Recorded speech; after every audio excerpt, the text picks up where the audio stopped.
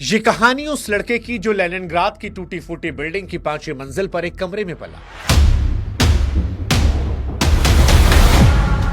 जिसके पास ना अच्छा खाना था, ना पहनने को अच्छा कपड़ा, ना अपने लिए अलग वॉशरूम और ना कोई खास सुविधाएं। कभी दिन भर चूहों के पीछे दौड़ने वाला दुबला पतला एक बच्चा आगे चलकर दुनिया के सबसे ताकतवर इंसानों में गिना जाने लगा। ये कहानी मौजूदा दौर में विश्व के सबसे ताकतवर नेताओं में से एक व्लादिमीर पुतिन की है।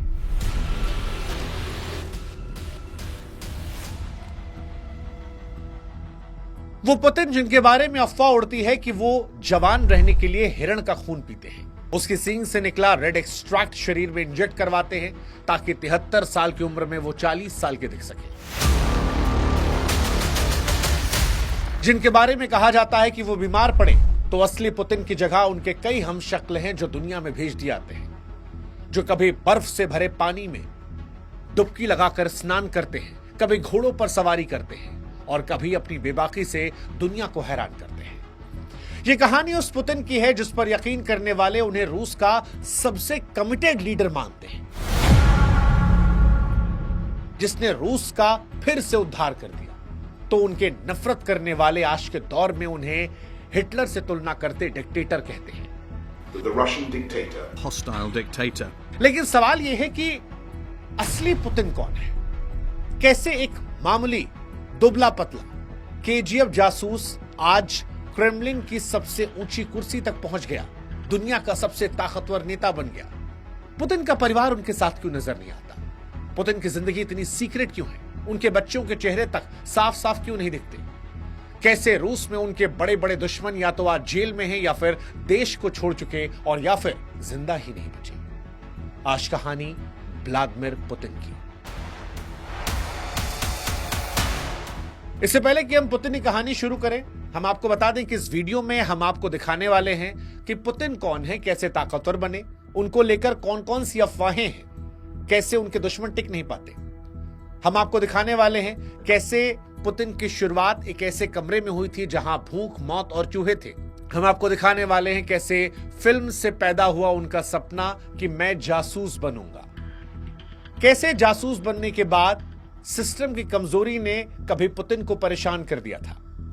इस वीडियो में आप देखेंगे कैसे केजीबी से रिटायर होकर पुतिन पॉलिटिक्स के मैदान में आए, कैसे एक शराबी राष्ट्रपति के साथ उस दौर में बेहद शांत रहने वाले पुतिन ने जासूसी की शुरुआत की, फिर कैसे गरीबी से रूस को निकाला, कैसे ताकत बढ़ाई, कैसे संविधान से खेल खेला और कभी कुर्सी ना छूटने वाली स्क्रिप्ट लिख दी।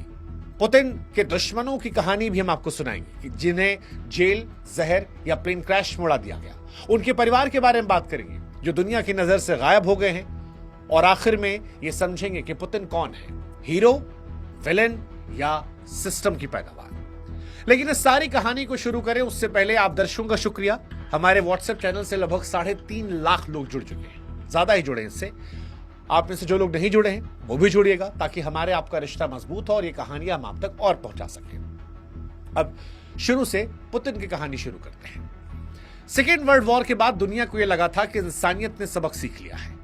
करोड़ों लाशें, बर्बाद शहरों और टूटे परिवारों के बाद यह भरोसा पैदा हुआ कि युद्ध जो है वो किसी भी समस्या का समाधान नहीं है, बल्कि अपने आप में युद्ध एक बहुत बड़ी समस्या है। इसके बाद दुनिया के तमाम देश बैठे और फिर यूनाइटेड नेशन जैसी संस्था बनाई ताकि कोई भी देश इतनी आसानी से किसी दूसरे देश पर चढ़ाई ना कर सके। लेकिन 21वीं सदी ने दिखा दिया कि इंसानों की याददाश्त बहुत छोटी होती है।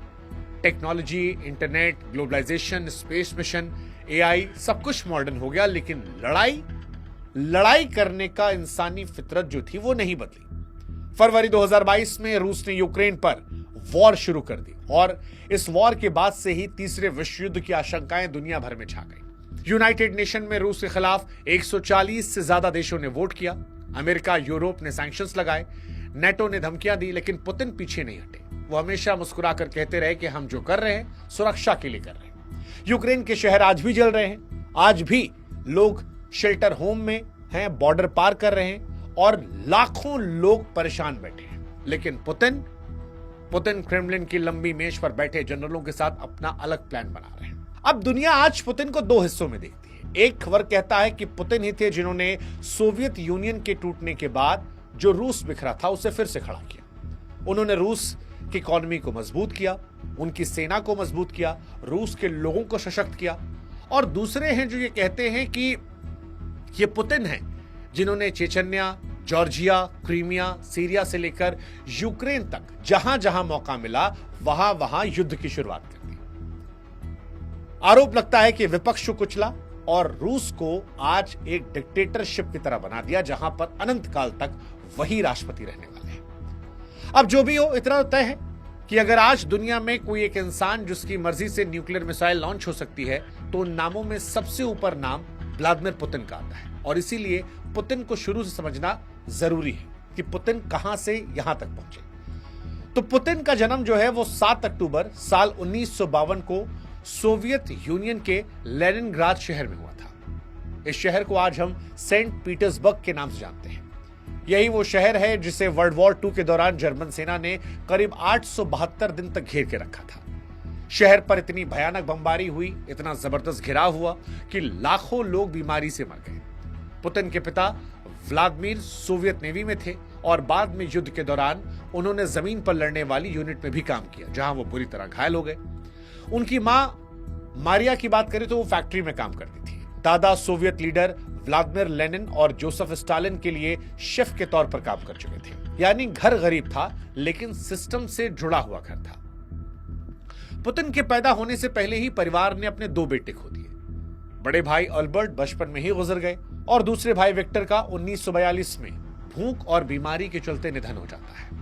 जब लेनिनग्राद जर्मन घेराबंदी को झेल रहा था तब पुतिन इतने छोटे थे कि उन्हें यह पता ही नहीं चला कि उनके भाई को दफनाया कहां गया। एक तरह से कहें तो पुतिन अपने माता पिता की आखिरी उम्मीद थे। यही वजह है कि उनके माता पिता ने पुतिन को जैसे तैसे बचाकर बड़ा किया, भले ही खुद कितनी भी मुश्किलों से गुजरना पड़ा। जंग के हालात के बाद लेनिनग्राद का हाल इतना बुरा था कि ज्यादातर लोग कम्युनल अपार्टमेंट में रहते थे, यानी एक फ्लैट में कई परिवार जिनका अपना छोटा सा कमरा, लेकिन किचन और बाथरूम सबके लिए कॉमन। पुतिन का परिवार भी 5वीं मंजिल पर एक कमरे में रहता था। जब नीचे से ऊपर तक सीढ़ियां चढ़ो और हर मंजिल पर किसी और की रसोई गंध आए, किसी और का झगड़ा सुनाई पड़े, किसी बच्चे के रोने की आवाज, तब समझ में आता था कि कम्युनल अपार्टमेंट में जिंदगी कैसी होती है। बाद में पुतिन ने कहा भी कि मैं एक आम परिवार से आता हूं, बहुत लंबा समय मैंने इसी तरीके से गुजारा है। उन दिनों लेनिनग्राद का इलाका गरीबी, गुंडों, चोरी और झगड़ों से भरा था।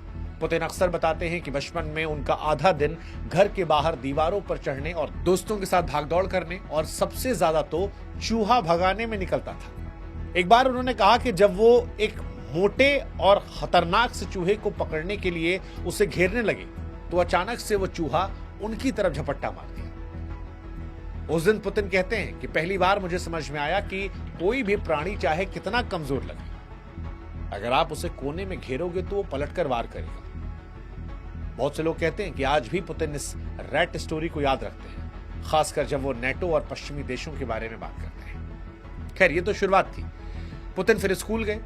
स्कूल में पुतिन टॉपर टाइप बच्चे नहीं थे, हालांकि उनमें ऊर्जा बहुत थी। उनकी एक टीचर वेरा गुरेविच की माने तो पुतिन क्लास में शांत नहीं थे, लेकिन एक अजीब सा फोकस था। किताबें पढ़ना पसंद था, खासकर कार्ल मार्क्स, लेनिन जैसे विचारधारा या जासूसी थ्रिलर टाइप कहानियां। खाली समय में वो सिनेमा हॉल में फिल्म देखने चले जाते और वहीं से उनकी जिंदगी की दशा और दिशा बदल जाती है। करीब 12 साल की उम्र में पुतिन ने सोवियत रेड आर्मी के स्पोर्ट्स क्लब में सैम्बो और जूडो सीखना शुरू किया। उनकी मां को यह बात बिल्कुल अच्छी नहीं लगी। उनकी मां को यह लगता था कि ये लड़का दिन भर मारपीट में लगा रहेगा तो फिर पढ़ाई क्या करेगा, लेकिन पुतिन जिद्दी थे। उन्होंने ट्रेनिंग जारी रखी और थोड़े समय में जूडो में अच्छी लेवल की परफॉर्मेंस देने लगे। जूडो सिर्फ फाइटिंग नहीं है, ये एक माइंडसेट है, सामने वाले की ताकत और उसके ही खिलाफ इस्तेमाल करना, टाइमिंग से खेलना, ग्रिप जमाना और अगर गिरना पड़े तो ऐसे गिरना कि चोट कम लगे और आप तुरंत उठकर दोबारा लड़ सको। यही चीज आगे चलकर अगर आप गौर करेंगे तो पुतिन की सियासत में भी दिखाई पड़ती है। जब भी वो किसी मौके को अपनी पोजीशन मजबूत करने के लिए इस्तेमाल करते हैं। फिर एक फिल्म आती है और वहां से जासूस बनने की तमन्ना होती है। टीनेज में ही पुतिन की जिंदगी में एक फिल्म आई, एक स्पाई मूवी, जिसमें दिखाया गया कि कैसे केजीएफ के जासूस देश के लिए सीक्रेट मिशन करते हैं। दुश्मन की प्लानिंग को पकड़ते हैं और पर्दे के पीछे रहकर सब कुछ कंट्रोल करते हैं। कहा जाता है कि पुतिन इस फिल्म से इतने प्रभावित हुए कि तय किया कि मुझे भी यही करना है, केजीबी में जाना है, जासूस बनना है। कक्षा 9 में ही वो सीधे केजीबी के दफ्तर पहुंचे और कहा, मैं जासूस बनना चाहता हूं, मुझे क्या करना होगा। वहां बैठे अफसर ने मुस्कुराकर कहा, कितनी जल्दी, पहले लॉ की पढ़ाई तो कर लो, फिर देखेंगे। पुतिन के लिए कोई सामान्य जवाब नहीं था, बल्कि एक सीधी गाइडलाइन थी। पुतिन ने इसको दिल से लगाया। साल 1970 में लेनिनग्राद स्टेट यूनिवर्सिटी के लॉ डिपार्टमेंट में एडमिशन लिया।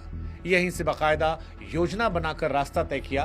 पहले कानून की पढ़ाई की, फिर केजीबी और फिर जो भी किस्मत करवाती गई। साल 1975 में ग्रेजुएशन के बाद 23 साल के व्लादिमीर पुतिन को आखिरकार वही हासिल हुआ जिसका वो बचपन से सपना देख रहे थे, केजीबी में जाओ। उन्हें लेनिनग्राद की 401वीं केजीबी स्कूल में ट्रेनिंग के लिए भेजा गया, जहां उन्होंने काउंटर इंटेलिजेंस, विदेशी मिशन, गुप्त ऑपरेशन सब कुछ सीखना शुरू किया।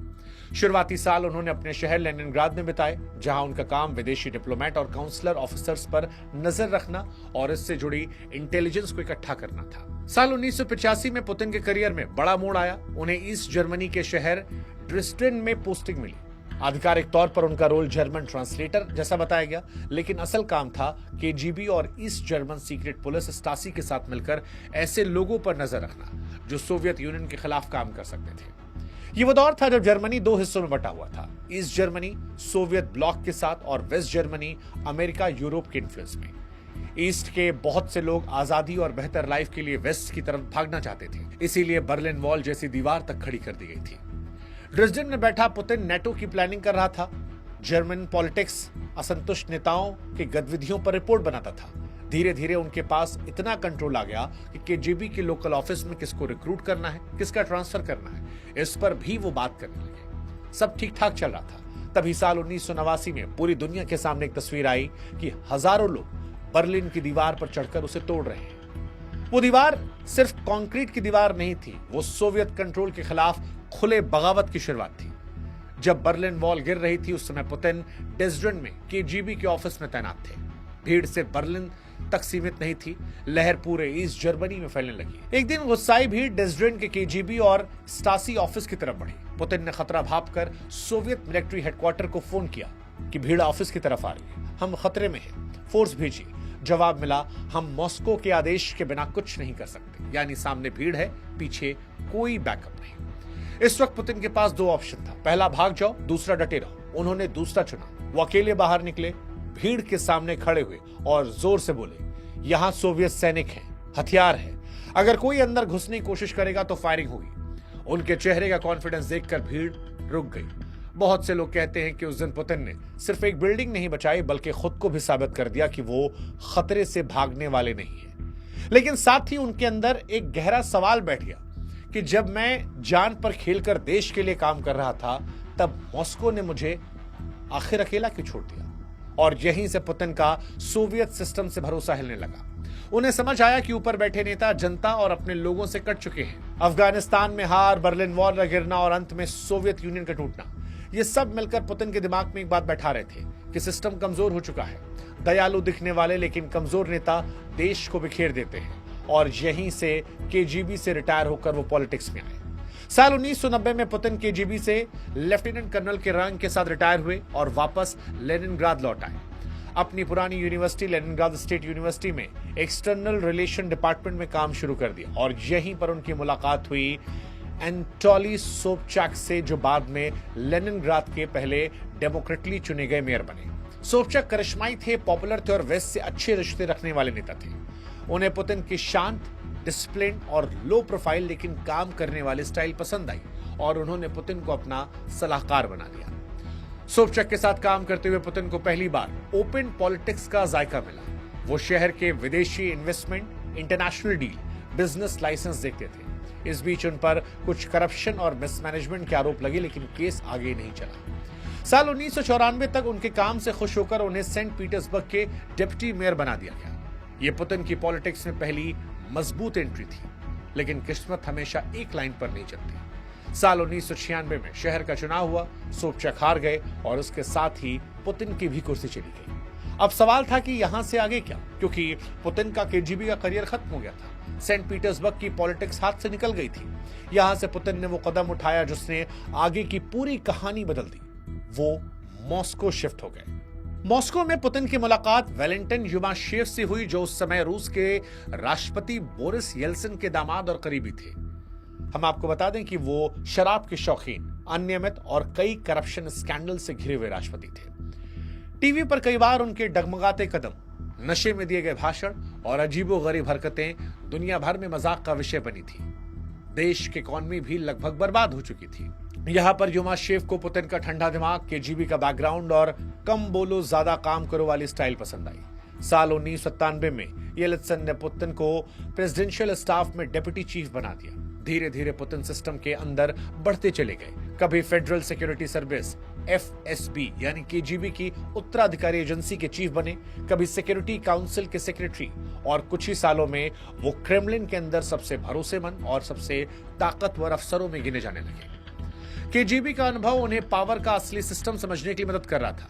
उन्हें पता था कि कौन सा फोन किसके पास जाता है, कौन सा दस्तावेज किस टेबल पर होता है, किस मंत्री की कमजोरी कहां है। येल्त्सिन शराब और स्कैंडल में उलझे थे तो रोजमर्रा का बहुत सारा काम पुतिन जैसे अफसरों पर आ गया और धीरे धीरे येल्त्सिन का भरोसा पुतिन पर बढ़ता चला गया। 9 अगस्त साल 1999 को अचानक बोरिस येल्त्सिन ने पुतिन को रूस का एक्टिंग प्राइम मिनिस्टर बना दिया। उस समय रूस में चेचन्या के इस्लामिक फाइटर्स ने बम ब्लास्ट और आतंकी हमलों के जरिए दहशत फैला रखी थी। अपार्टमेंट ब्लास्ट में सैकड़ों लोग मारे गए, हजारों घायल हुए। गुस्से से भरे रूस को एक सख्त जवाब चाहिए था और पुतिन ने वही दिया। उन्होंने चेचन्या को फुल स्केल वॉर का आदेश दिया, जिसे सेकेंड चेचन्या वॉर कहा गया। हजारों लोग इसमें मारे गए और शहर के शहर तबाह हो गए। लेकिन रूस के टीवी चैनलों पर बार बार एक ही बात दिखाई गई कि हमने 300 निर्दोष नागरिकों का बदला ले लिया। इस वॉर ने पुतिन की इमेज को रातों रात दुनिया के सामने बदल दिया। अब वो एक सख्त बदला लेने वाला, आतंकियों को खोज खोज कर मारने वाला लीडर बन चुका था। पुतिन का एक मशहूर डायलॉग है कि हम आतंकवादियों को बाथरूम तक में घुसकर मारेंगे। चेचन्या की तबाही ने रूस के अंदर पुतिन को हीरो बना दिया। भले ही दुनिया के बहुत सारे हिस्सों में से ह्यूमन राइट वायलेशन के तौर पर देखा गया, लेकिन पुतिन रूस में हीरो बन चुके थे। दिसंबर 1999 में येल्त्सिन ने अचानक टीवी पर आकर कहा कि मैं इस्तीफा दे रहा हूं और मेरी जगह पुतिन एक्टिंग राष्ट्रपति होंगे। 31 दिसंबर साल 1999 की यह तारीख रूस के इतिहास में टर्निंग पॉइंट बन गई। मार्च 2000 में चुनाव हुए और पुतिन पहली बार आधिकारिक तौर पर रूस के राष्ट्रपति बन गए। जब पुतिन ने पहली बार 2000 में राष्ट्रपति पद संभाला तो रूस की हालत खराब थी। सोवियत यूनियन के टूटने के बाद की अराजकता, माफिया, अचानक अमीर बने कारोबारी, करप्शन, सब मिलकर देश को खोखला कर रहे थे। इसके बाद पुतिन ने 2 काम किए। पहला, ओलिगार्क्स पर लगाम लगाया। दूसरा, स्टेट को फिर से ताकतवर बनाया। उस दौर में तेल और गैस की इंटरनेशनल कीमतें तेजी से बढ़ी। रूस की इकॉनमी जो ऑयल और गैस पर निर्भर थी, अचानक फलने फूलने लगी। साल 2000 से लेकर 2008 के बीच में रूस इकॉनमी में औसतन 7 तक की ग्रोथ देखी गई। लोगों की इनकम बढ़ी, गरीबी काफी हद तक कम हो गई। पुतिन ने इस बूम को अपने फेवर में इस्तेमाल किया। पेंशन बढ़ी, सरकारी कर्मचारियों की सैलरी बढ़ी, फौज जो थी वो मॉडर्न होने लगी, शहरों में मॉडर्न इंफ्रास्ट्रक्चर बने। आम रूसी को लगा कि यह आदमी कितना भी सख्त हो, लेकिन यह हमारे लिए काम कर रहा है। और यही वजह है कि 2004 में जब चुनाव हुए तो पुतिन और भी ज्यादा वोटों से जीते। लेकिन पुतिन का मॉडल सिर्फ इकॉनमी पर आधारित नहीं था, वो पावर पर भी था। उन्होंने मीडिया पर कंट्रोल बढ़ाया। बड़े टीवी चैनल धीरे धीरे क्रेमलिन के करीबियों के हाथों में चले गए। जो ओलिगार्क पुतिन से भिड़े, जैसे कि मिखाइल, वो फ्रॉड और टैक्स चोरी केस में सालों के लिए जेल में भेज दिए गए। उनकी कंपनियां तोड़कर सरकारी कंपनियों को दे दी गई। कुल मिलाकर मैसेज साफ था, पैसा जितना मर्जी उतना कमाओ, लेकिन अब पुतिन के खिलाफ सियासत पे मत जाओ। इसके बाद पुतिन ने संविधान से भी खेल खेला और ऐसी स्क्रिप्ट लिखी जिसमें कुर्सी कभी नहीं छूटने वाली थी। रूस के संविधान के मुताबिक कोई भी व्यक्ति लगातार 2 बार से ज्यादा कार्यकाल तक राष्ट्रपति नहीं रह सकता। पुतिन साल 2000 और 2004 2 बार राष्ट्रपति बनकर उस लिमिट को पूरा कर चुके थे। अब 2008 आ रहा था, लोगों को लगा कि अब तो जाना पड़ेगा, लेकिन पुतिन ने केजीबी स्टाइल का एक मास्टर स्ट्रोक खेला। उन्होंने खुद चुनाव नहीं लड़ा, अपने करीबी दिमित्री मेदवेदेव को राष्ट्रपति पद का उम्मीदवार बना दिया और खुद प्राइम मिनिस्टर बन गए। अब बाहर से देखिए तो सब कुछ नियमों के मुताबिक। राष्ट्रपति दिमित्री, प्रधानमंत्री पुतिन, लेकिन असली पावर किसके पास थी, ये रूस में रहने वाला बच्चा बच्चा समझता था। इसी बीच साल 2012 में एक और बड़ा काम किया। संविधान ने बदलाव करके राष्ट्रपति का कार्यकाल 4 साल से बढ़ाकर 6 साल करवा दिया गया। 2012 में एक बार फिर पुतिन राष्ट्रपति बने और इस बार 6 साल के लिए। 2018 में चौथी बार चुनाव जीता और 2020 में फिर एक महत्वपूर्ण कदम उठाया, जिससे संविधान में ऐसे बदलाव करवाए गए कि पिछले कार्यकाल रीसेट हो गए, यानी अब वो 2036 तक के लिए राष्ट्रपति चुनाव लड़ सकते हैं। 2024 का चुनाव इन्होंने जीता था, लेकिन उस दौर में भी पश्चिमी देशों और इंडिपेंडेंट ऑब्जर्वर्स ने इस चुनाव को फ्री फेयर मानने से इनकार कर दिया था और पुतिन पर धांधली के आरोप लगाए थे। लेकिन रूस के अंदर सिस्टम ऐसा है कि रिजल्ट वही रहता है जो क्रेमलिन चाहता है। अब सवाल है कि पुतिन के जब इतने दुश्मन हैं तो दुश्मनों का क्या होता है। तो रूस में पुतिन के खिलाफ बोलना कितना खतरनाक हो सकता है, ये कई उदाहरणों से दिखता है। मशहूर जर्नलिस्ट एना, जिन्होंने चेचन्या में रूसी सेना द्वारा किए जा रहे ह्यूमन राइट वायलेशन पर रिपोर्टिंग की, 7 अक्टूबर 2006 यानी पुतिन के जन्मदिन के दिन अपने अपार्टमेंट के बाहर उनकी लाश मिली, गोली मारकर हत्या की गई थी। कई लोग इसे साफ मैसेज मानते हैं कि जो ज्यादा सवाल पूछेगा उसका यही हाल होगा। इसी तरह कई विपक्षी नेता और व्यवसायी, कोई लंदन में जहर से मरा, कोई अचानक बीमार पड़ गया, कोई जहर के शक के साथ यूरोप भागा, कई जेल में बंद है। आलोचक कहते हैं कि रूस में सिस्टम ऐसा बना दिया गया है कि खुलेआम पुतिन के खिलाफ खड़ा होना लगभग खुदकुशी के बराबर है। 2023 में वैगनर ग्रुप के चीफ येवगेनी ने खुलेआम रूस के मिलिट्री लीडर्स पर हमला बोला, मॉस्को की तरफ कूच कर दिया। इसे इम्यूनिटी कहा गया था। कुछ घंटों तक ऐसा लगा कि पुतिन का सबसे बड़ा मिलिट्री पार्टनर उनके खिलाफ हो गया है। बाद में समझौता हुआ, वो पीछे हट गए। कुछ हफ्ते शांत माहौल रहा और फिर एक खबर आई कि प्रिगोजिन का प्राइवेट जेट क्रैश हो गया, सबकी मौत हो गई। दुनिया भर में एक ही सवाल गूंजा कि क्या यह हादसा था या मैसेज। क्रेमलिन ने साफ तौर पर कोई जिम्मेदारी नहीं ली, लेकिन लोगों की सोच पर कोई कंट्रोल नहीं था और लोग वही सोच रहे थे जो इस वक्त आप अपने जहन में सोच रहे हैं। सवाल है पुतिन के परिवार का, क्योंकि ये वो हिस्सा है जो पुतिन की कहानी को सबसे रहस्यमय बनाता है, उनका परिवार। 1980 के दशक में केजीबी में काम करते समय पुतिन की मुलाकात एक एयर होस्टेस ल्यूडमिला से हुई थी। दोनों की शादी साल 1983 में हुई। 1985 में बड़ी बेटी मारिया और 1986 में उनकी छोटी बेटी कैटरीना हुई। पुतिन जर्मनी में पोस्टिंग पर थे तो परिवार वहीं साथ था। दोनों बेटियां बाद में रूस लौटी, लेकिन पुतिन ने जानबूझकर उनकी पहचान, पढ़ाई, शादी सबको पब्लिक से दूर रखा। उन्होंने खुद इंटरव्यू में बस इतना कहा कि मेरी दोनों बेटियों की पढ़ाई रूस में हुई है, वो मॉस्को में रहती हैं और आम जिंदगी जीती हैं। कुछ रिपोर्ट्स बताती हैं कि मारिया ने मेडिसिन की पढ़ाई की और मेडिकल रिसर्च व बिजनेस से जुड़ी है, जबकि Katrina rock and roll dancer रह चुकी हैं और बाद में यूनिवर्सिटी व बिजनेस सर्कल्स जुड़ी। लेकिन ये अधिकतर मीडिया की खोज है। पुतिन ने कभी भी औपचारिक रूप से पब्लिक नहीं किया। वजह वही कि जितना कम दिखो उतना कम टारगेट बनोगे। पति पत्नी के रिश्ते की बात की जाए तो पुतिन और ल्यूडमिला के बीच दूरी बढ़ती गई। पुतिन की ऑफिशियल बायोग्राफी पर काम करने वाली नताल्या ने यह बताया था कि ल्यूडमिला को लगता था कि पुतिन उनसे प्यार नहीं करते, उनके पास परिवार के लिए समय नहीं है। पहले कार्यकाल में वो विदेश दौरों पर साथ दिखती थी, लेकिन फिर धीरे धीरे वो गायब हो गई और 2013 में दोनों ने सार्वजनिक तौर पर अलग होने की घोषणा की। 2014 में तलाक की पुष्टि भी हो गई। इसके बाद से पुतिन की जिंदगी और रहस्यमय हो गई। एक तरफ अफवाहें कि ओलंपिक जिम्नास्ट एलिना के साथ रिश्ते, सीक्रेट बच्चे खबरें, पेरिस में पढ़ती उनकी नाजायज बेटी की कहानियां। कई रिपोर्ट में कहा गया कि पुतिन के और भी बच्चे हैं, लेकिन क्रेमलिन ने कभी कंफर्म नहीं किया। कुल मिलाकर दुनिया का सबसे ताकतवर आदमी अपनी निजी जिंदगी को लगभग दुनिया से गायब रखता है। ना पत्नी का पब्लिक रोल, ना बच्चों की साफ तस्वीरें और ना पारिवारिक चेहरा। इसीलिए जब आज पुतिन किसी विदेशी दौरे पर आते हैं, जैसे भारत की यात्रा, तो उनके साथ दर्जनों मंत्री, जनरल, बिजनेसमैन होते हैं, लेकिन परिवार का कोई सदस्य नहीं दिखता। यह भी एक तरह का मैसेज है कि मैं अकेला हूं, सिस्टम ही मेरा परिवार है। हालांकि पुतिन को लेकर अफवाहें भी बहुत ज्यादा हैं, और ये वो अफवाहें हैं जिनमें लोगों की उत्सुकता बहुत ज्यादा है। इतनी बातें पुतिन के बारे में क्यों उड़ती, ये भी अपने आप में एक खास कहानी है। लेकिन सबसे मशहूर अफवाह जो है पुतिन को लेकर, वो ये है कि पुतिन जवान रहने के लिए हिरण का खून पीते हैं। सींग से निकला लाल एक्सट्रैक्ट, जिसे कुछ जगहों पर मारल एटलर ब्लड या इसी तरह के नामों से आता है, वो शरीर में इंजेक्ट करवाते हैं। साइबेरिया में सच में ऐसे ट्रीटमेंट्स होते हैं जहां हिरण के नर्म सींगों से निकाले गए लिक्विड को हेल्थ के लिए अच्छा मानता है। लेकिन क्या पुतिन जवान रहने के लिए ऐसा करते हैं? इसका कोई ठोस प्रमाण नहीं है। ये बातें ज्यादातर रूसी ब्लॉग्स, अफवाहों और एंटी पुतिन कैंपेन में इस्तेमाल होती है। हालांकि ये जरूर है कि 73 साल की उम्र में भी पुतिन घुड़सवारी, स्विमिंग, जिम, जूडो आदि करते हुए दिखते हैं और हमेशा उनकी इमेज जो है वो पोर्ट्रे की जाती है कि वो जवान हैं, फिट हैं और बहुत एनर्जेटिक, एक्टिव हैं। एक बड़ी अफवाह पुतिन को लेकर जो उड़ती है वो है हमशक्ल को लेकर।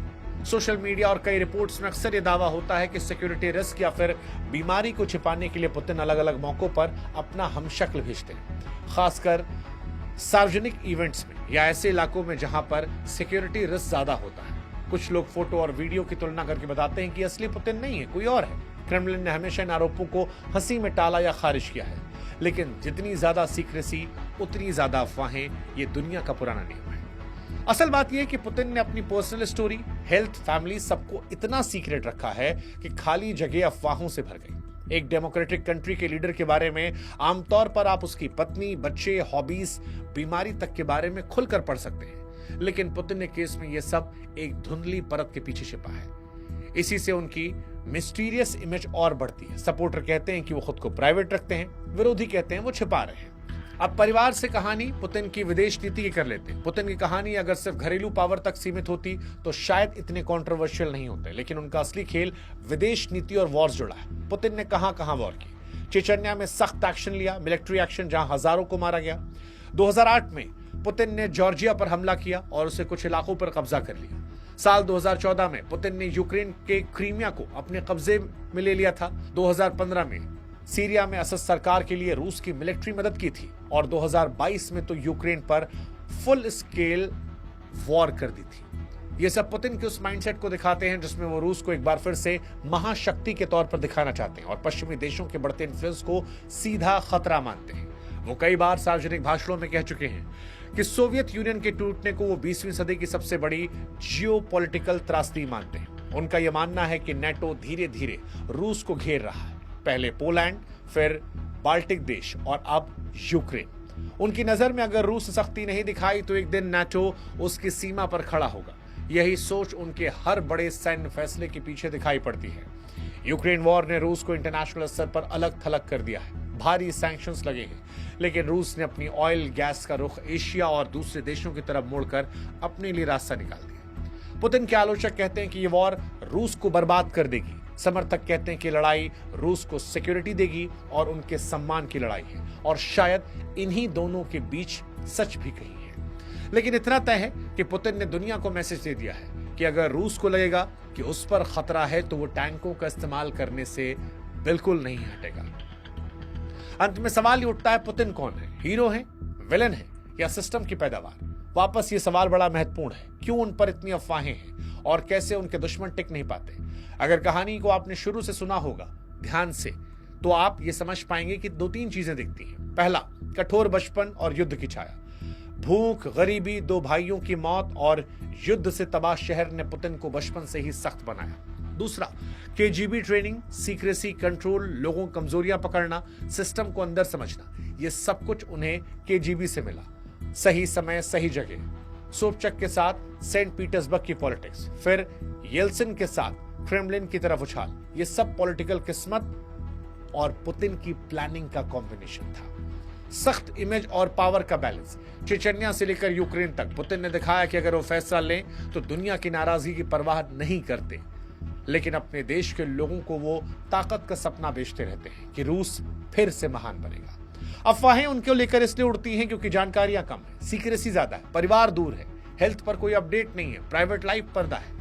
कहानियां अपने आप गढ़ती हैं, हिरण के शक्ल में, हमशक्ल के शक्ल में, अमरता के शक्ल में। पुतिन का सिस्टम इतना फोकस्ड है कि कोई भी बड़े स्तर पर उनके खिलाफ चुनाव जीतने का सपना देखता ही नहीं है। जो कोशिश करते हैं, अक्सर उनकी कहानी किसी एक रास्ते पर खत्म हो जाती है, चाहे वो रास्ता जेल का हो, देश निकाला हो या फिर मौत का। अब आखिरी सवाल, क्या जिसने उन्हें राष्ट्रपति बनाया पुतिन ने उसे रास्ते से हटाया था? क्योंकि एक अफवाह ये भी है, ये बात थोड़ी सिनेमैटिक है, हालांकि आंशिक रूप से सच है। येल्सिन ने पुतिन को ऊपर उठाया, पर आज रूस में ताकत किसके पास है वो दुनिया जानती है। पुतिन ने उन्हें और उनके परिवार को कानूनी कार्रवाई से बचाने का वादा किया, लेकिन सत्ता पर पूरी तरह कब्जा कर लिया। आज रूस की पूरी political machinery, military, intelligence, media किसी न किसी रूप में पुतिन की पर्सनैलिटी के इर्द गिर्द घूमती है। और यही पुतिन को खास बनाती है। ये कहानी उस पुतिन की थी जो लेनिनग्राद के कम्युनल कमरे से निकलकर केजीबी के दफ्तर, डेस्ड्रिन के सड़कों, क्रेमलिन के गलियारों और यूक्रेन के युद्ध के मैदान तक पहुंच गया। वो किसी के लिए हीरो है, किसी के लिए विलन। ये आपके नजरिए पर तय करता है, ये फैसला हम आप पर छोड़ देते हैं। लेकिन इतना जरूर तय है कि 21वीं सदी की जो भी सबसे बड़ी कहानियां इतिहास से किताबों में लिखाई जाएंगी, उसमें व्लादिमीर पुतिन का नाम बिना शक के दुनिया में हमेशा सबसे ऊपर के पन्नों में रहेगा। अब ये पन्नों में तारीफ में होगा या कटघरे में, ये आपकी सोच पर हम छोड़ देते हैं। शुक्रिया इस वीडियो को देखने के लिए, इस कहानी को सुनने के लिए। कोई और कहानी आप सुनना चाहते हैं तो कमेंट सेक्शन में जरूर लिखिएगा।